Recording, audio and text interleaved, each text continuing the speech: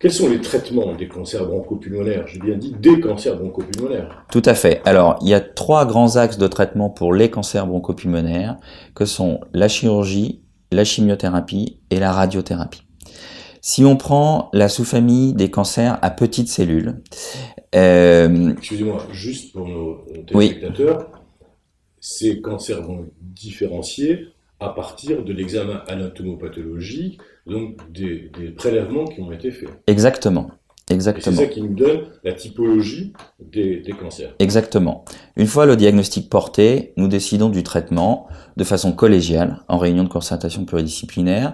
Si on prend les cancers à petites cellules, qui représentent environ 15% des cancers pulmonaires, qui sont les cancers pulmonaires les plus liés au tabagisme actif ou passif. Autrement dit, cette maladie n'existerait probablement pas ou très peu en l'absence de tabagisme. Ces cancers-là, les cancers à petites cellules, sont traités par chimiothérapie et éventuellement radiothérapie. Très peu d'entre eux sont traités par chirurgie. Ce sont des maladies très agressives qui répondent très bien à la chimiothérapie de première intention. Ensuite, si on prend les cancers bronchiques et pulmonaires non à petites cellules, ils reposent effectivement toujours sur ces 3 grands axes, la chirurgie, la chimiothérapie et la radiothérapie, en fonction du stade auquel ils se trouvent. Tout dépend de savoir si ils sont localisés uniquement dans le thorax, s'ils ont essaimé dans le reste de l'organisme et de leur type précis. S'ils sont localisés dans le thorax et qu'ils n'atteignent pas d'organes nobles du thorax ou du médiastin, c'est-à-dire la partie centrale du thorax qui comporte notamment le cœur, la chirurgie est le traitement principal et c'est le traitement qui permet de viser la guérison en complémentarité avec les autres traitements. Si il n'est pas possible d'opérer pour une raison d'envahissement local de voisinage, le traitement repose sur la chimiothérapie, éventuellement combinée à la radiothérapie. L'approche de ces traitements a beaucoup évolué au cours des dernières années.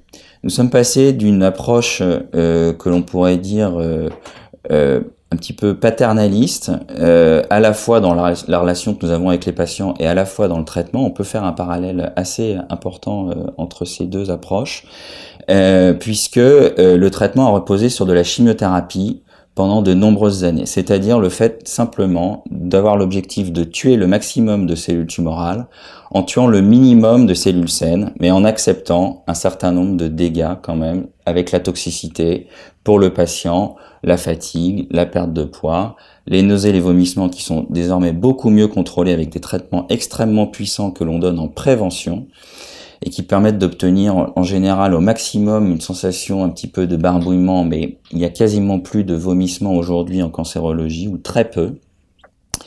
Il y a des molécules spécialisées. Exactement, qui sont données de façon préventive et on connaît beaucoup mieux le traitement préventif de ces nausées et de ces vomissements. Nous sommes donc passés d'une approche, je dirais, assez grossière avec la chimiothérapie et assez difficile pour les patients, à une approche ciblée qui vise à obtenir un différentiel bien meilleur entre la toxicité pour les cellules tumorales et la toxicité pour le patient.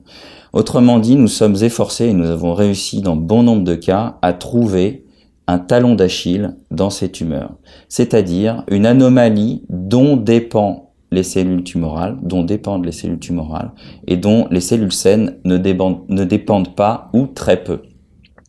C'est une approche moléculaire, c'est-à-dire que lorsque nous avons le prélèvement de biopsie, il est non seulement observé au microscope par les anatomopathologistes, mais également par le biais de l'étude moléculaire et de leur caractérisation génétique. Nous faisons une étude des gènes de ces tumeurs, nous savons où chercher ces fameux talons d'Achille, et s'ils sont présents, nous savons les cibler avec des médicaments que l'on donne le plus souvent par voie orale. C'est-à-dire que nous avons pu montrer dans les dernières décennies que parfois nous faisons mieux avec un comprimé par jour qu'avec une chimiothérapie intraveineuse qui donne de la fatigue, des nausées, des vomissements et une certaine dénutrition. C'est une avancée considérable. C'est une avancée considérable. C'est une révolution dans la prise en charge de ces patients. qui a eu lieu. C'est malheureusement pas encore le cas de tous les cancers non à petites cellules, mais nous avançons énormément dans ce sens. Un des gros challenges est de pouvoir donner accès à ces médicaments à tous nos patients. Pour trouver une anomalie moléculaire, il faut y penser. Il faut donc des docteurs qui sont formés, des centres spécialisés et avoir la possibilité de donner des traitements qui coûtent très cher. Ça, c'est l'approche moléculaire. Et actuellement, il y a un nouveau changement de paradigme qui vise à obtenir l'autonomie du patient pour lutter contre la maladie. Nous avons cette approche dans la relation que nous avons avec les patients. Nous tenons compte de leurs souhaits, de leurs priorités. C'est ce qu'on appelle le principe d'autonomie. Les patients ont leur mot à dire pour la prise en charge de leur maladie et de leur cancer. Eh bien, nous avons également cette approche pour le traitement. C'est assez intéressant que le parallèle existe. Quel est-il? Il est simplement de redonner à l'organisme la possibilité de lutter tout seul, ou presque, contre sa maladie.